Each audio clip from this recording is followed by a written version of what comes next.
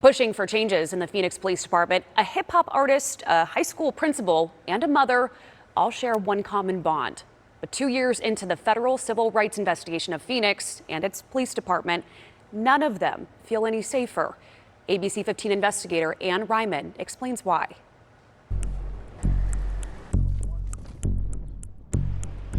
You have to be cautious. Jacob Rayford worries about his community. He worries about his neighbors. It's one of those things that you keep in the back of your mind. Like, is this traffic stop going to result in something that could lead to bodily injury or worse? Rayford is a hip-hop artist known as Rocky Tyrant. I turned a loose protest group into 5-1c4. The pivot organized in the pride could need more. He's also a community organizer. He first started leading protests in the summer of 2020 as protests spread across the nation after police killed George Floyd in Minneapolis. Hip-hop was, founded off of social political movements, and I lead in that spirit. 1 year later, the Department of Justice announced their widespread investigation of Phoenix police. Jacob stuck around. He says he was eager to see whether change would happen. We're still continuing to see people being brutalized for the Phoenix Police Department. We're still seeing loss of life because of the Phoenix Police Department.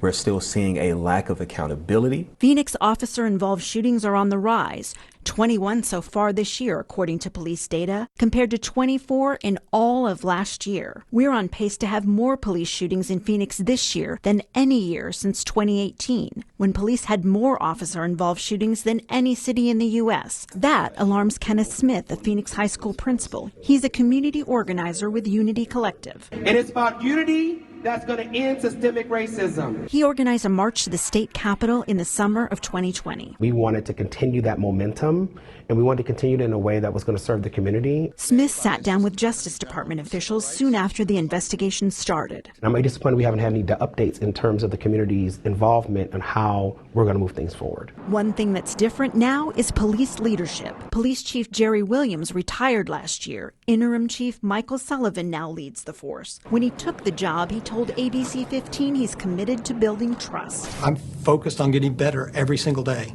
Reform is about becoming a self-assessing, self-correcting agency.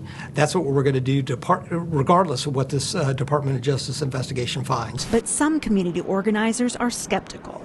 Patricia Paliuco with Mass Liberation Arizona believes the problems are too deeply ingrained to be solved with a leadership change. She recalls a pivotal moment as a teen in South Phoenix. A casual ride with Black and Latino friends suddenly turned very serious. We got pulled over for no reason whatsoever, and the officer came we're teenagers, very aggressively, "Do you have any drugs or weapons out in the vehicle?"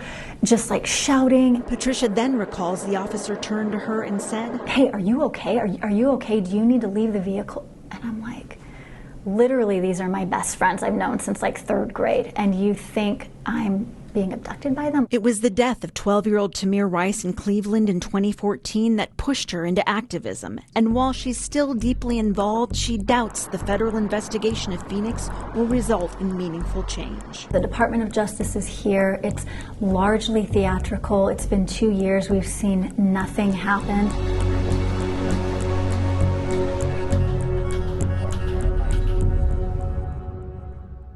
We reached out to the Department of Justice for an update on what's happening in Phoenix.